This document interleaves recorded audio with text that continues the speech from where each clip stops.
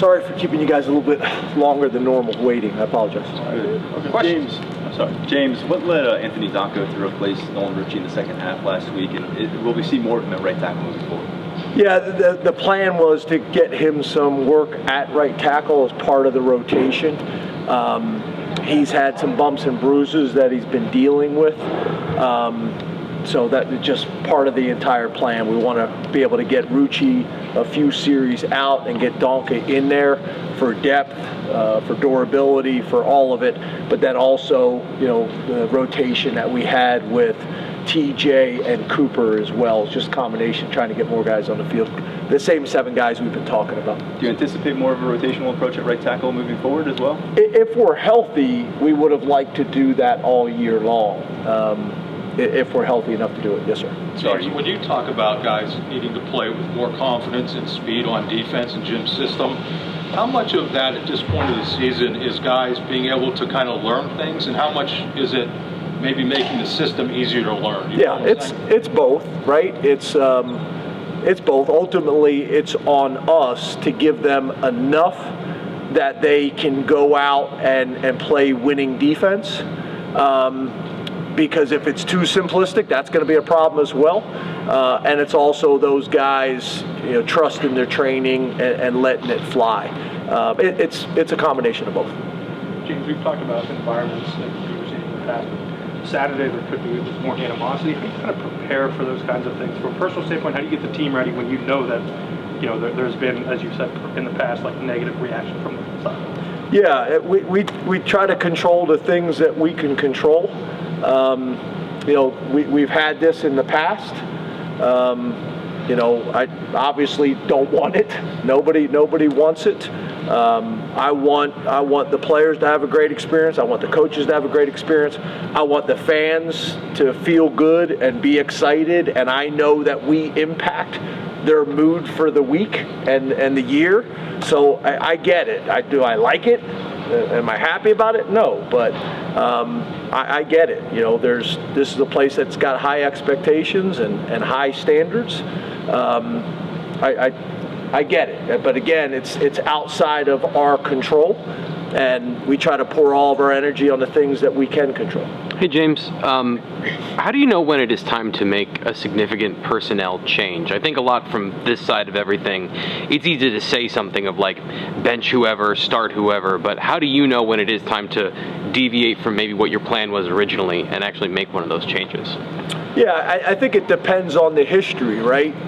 If it's a newer player that doesn't have significant history and credibility built up within the locker room and with the coaching staff, then it's different. You can make a decision, pretty soon, pretty early.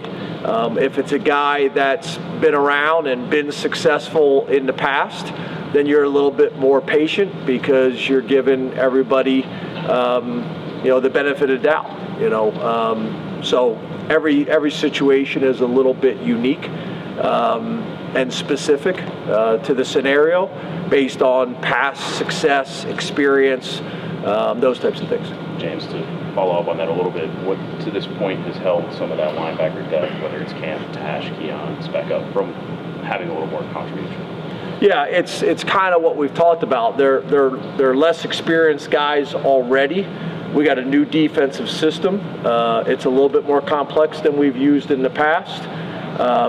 So when you put a linebacker or a safety on the field at those positions in really any defensive scheme, but magnified in ours, and they're not able to run the defense and make the communication on a consistent basis, like Dex talks about all the time. You make a mistake at safety, it costs you 7 points. And if you're making mistakes at linebacker and can't run the defense, then it's hard to execute, no different than at the quarterback position. So those positions, it's a little bit more magnified, but obviously it's going to be important for us moving forward. James, you mentioned that there were conversations before and after the game about getting Kaytron more involved. Obviously, we've had the conversations throughout the year as well. What leads you to believe that maybe Saturday will be different and that you guys will do that? Is that kind of the plan moving forward to feature him more? Or? Yeah, there's been discussions that have happened with the players. There's been discussions that have happened with the coaches. Obviously, Kaytron's doing some really good things and deserves an opportunity to get more touches. Hey James, is that RB3 spot still important? That was a big camp battle that Quentin and Corey and Cam Wallace were all involved in. What's kind of the situation there after Nick and Kaytron in terms of depth as well? Yeah, I think we still have 2 running backs. Obviously, there's conversations about who should be getting more touches. But then there's a gap, to that third back. And then on top of that, we've had some bumps and bruises with guys really throughout that third position, whether it's been Cam or other guys that have limited, their development, their practice reps, all those types of things. When you talked about accountability this week a lot and last week as well, what does that look like in the room this week? And is that something just from the coaches or the players starting to take that on as well? Yeah, no, it's all of us, right? It starts with me. And that's important that everybody understands that, and I understand that very, very clearly. That's hard conversations in the Lash football building with the football staff, and having discussions about things that we need to do better, things that we need to adjust, things that we need to limit. And I would also say this, to be honest with you, most are doing that on their own without me and the coordinators even having to say that, right? Everybody's doing that. And then I think the players, for the most part, the same way. They're being critical of themselves, and the coaches, when appropriate, are doing that with them too. So it's everybody, within the building. Trust me, we feel the pain. Trust me, we feel it internally, and as much as I'd like to limit the external, they feel that too. So it's all of it. James, when you face it, go ahead. James, kind of going off of that, is there anything, like you say, it kind of starts with you, is there anything that you've learned about yourself that's kind of helped you try to move forward through these, last 2 weeks? Yeah, I think a couple things, right? I think that it all starts, first of all, with being honest.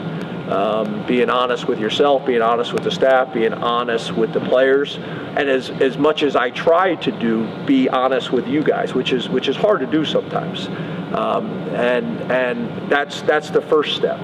I think after that, it's some of the obviously off-season changes that we've had, with staff changes and the adjustment that takes. So yeah, it's all of it, but it starts with all of us looking in the mirror and making the adjustments we can make and owning it, and then moving forward in a positive direction, and reminding the players that we're closer than maybe it feels right now, and that it's being reported, right?